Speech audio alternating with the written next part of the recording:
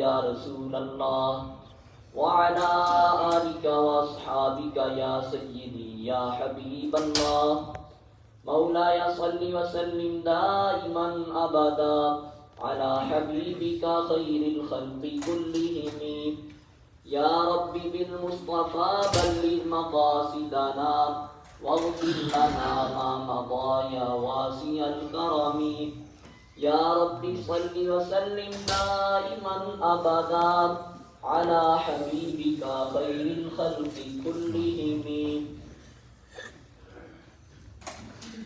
اللہ تعالیٰ جل جلالہ وعم نوالہ نے ہمیں رمضان المبارک کی نعمت سے مالا مال فرمایا اور ہمیں زندگی میں ایک مرتبہ پھر اپنے گناہوں کی بخشش کا موقع عطا کیا.